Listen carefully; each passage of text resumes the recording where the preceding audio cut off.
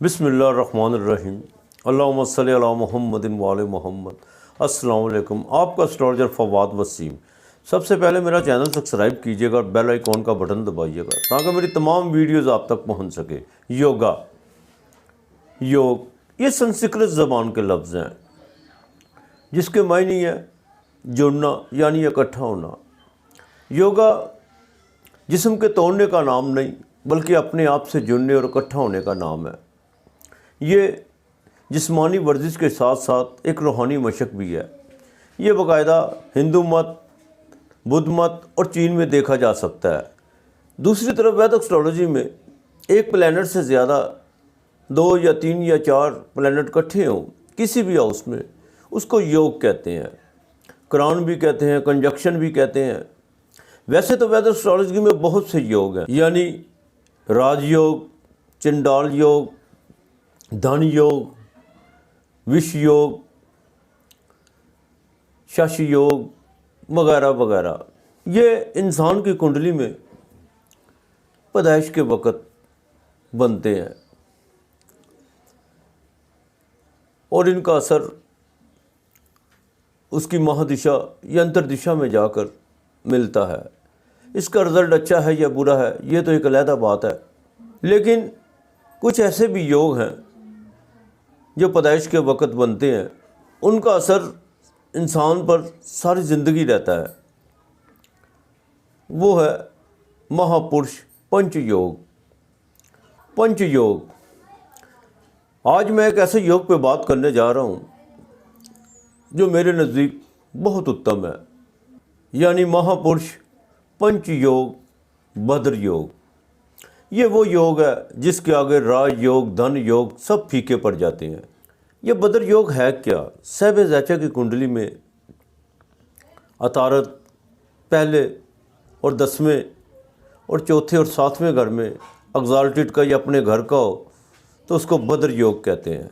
ये वो योग है जो इंसान को उसकी अकल के ईमान पर, इल्म ज़हानत पर अरबपति बना देता है। अगर इस योग वाले लोग बिज़नेस में जाएं तो ये बिज़नेस की ऊंचाई को नहीं छूते बल्कि इसकी ऊंचाई पर चढ़कर बैठ जाते हैं।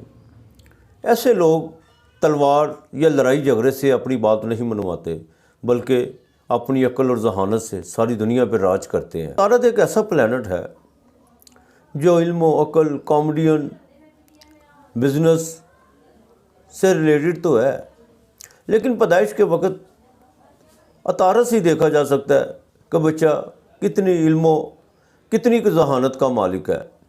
ये अतारत ही है जो खेल के मैदान में भी नज़र आता है। दुनिया में जितने भी बड़े स्पोर्ट्समैन, सहाफ़ी, कॉमेडियन, कम्युनिकेशन, बिजनेसमैन, साइंसदान, शेयर मार्केट से रिलेटेड लोग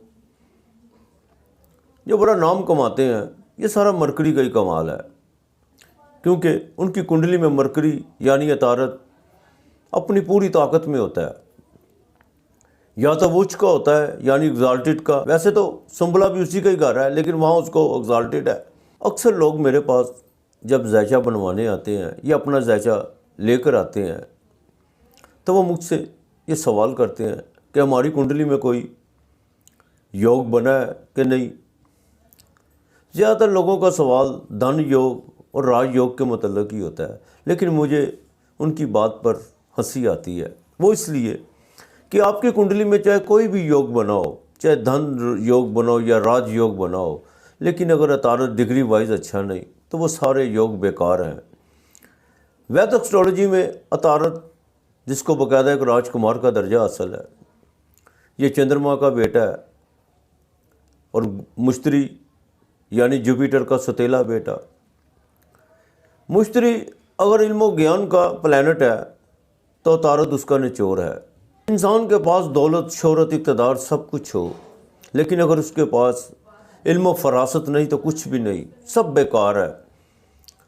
ये तो इसी तरह जैसे बेवकूफ़ के हाथ में अमृत आ जाए और वो उसे जहर बना देता है, और अक्लमंद आदमी के हाथ अगर जहर भी आ जाए तो वो उसे भी अमृत बना देता है। इसमें कोई दो राय नहीं कि आइंस्टाइन से लेकर बिल गेट जैसे लोग आज की दुनिया में जिंदा भी हैं अपनी अक्ल फ़हम के ज़रिए और राज भी कर रहे हैं, लेकिन इससे ऊपर भी कुछ है। संस्कृत ज़बान में बुद्ध पुरुष उसको कहा जाता है जो अपने आप से ऊपर उठे, यानी अपने जीवन में, अपनी ज़िंदगी में ही जाग जाए। चाहे वो बुद्ध हो, कृष्ण हो या महावीर हो, जीसस हो, ये वो लोग थे जो जागते थे और दुनिया में हमेशा ऐसा हुआ है। और सोने वाले लोगों को जागता हुआ इंसान कभी अच्छा नहीं लगता, लेकिन ये लोग उंगलियों में थे। हर नबी की कोई ना कोई दुआ थी, लेकिन मेरे प्यारे नबी करीम सल्लल्लाहु अलैहि वसल्लम की एक ही दुआ थी, रब ज़िदनी इल्मा, ए मेरे रब मेरे इल्म में इजाफ़ा फरमा। ये तमाम दुआओं का निचोड़ है। ये बात बिल्कुल सही है कि इस योग से, जिनकी पैदाइश में ये योग है, वो अपने इल्म व अक़ल से हर चीज़ को पा लेता है जो मादी चीज़ों से जुड़ी हुई है, लेकिन इससे ऊपर भी कुछ है। और वो उस वक्त शुरू होता है जब इंसान अपने आप से पहला ये सवाल उठाए कि मैं कौन हूँ, कहाँ से आया हूँ और किधर जाना है। इसी से इंसानियत की इब्तिदा शुरू होती है। साहिब-ए-ज़ाजा की कुंडली में ये योग बना होगा। अगर वो अपने आप से बार बार ये सवाल उठाएगा तो यकीनन उसको उसका जवाब मिल ही जाएगा। आप किसी भी एस्ट्रोलॉजर से अपना जायचा बनवाएं, और अगर वो आपको ये बताए कि आपकी कुंडली में बद्र योग लगा हुआ है, तो अपने आप से ये सवाल दोहराना मत भूलिएगा कि मैं कौन हूँ, कहाँ से आया हूँ और किधर जाना है।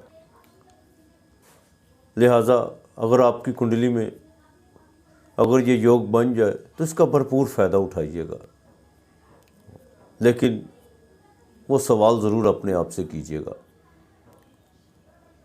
अपना और अपने प्यारों का ख्याल रखिएगा, अपने इर्द गिर्द का माहौल साफ़ रखिएगा। खुदा हम सब का हामी और नासर रहे। खुदा हम पर अपनी रहमत नाज़िल करे, बल्कि तमाम बनी नौ इंसान पर अपनी रहमत नाज़िल फरमाए। आज इतना ही। खुदा हाफिज़।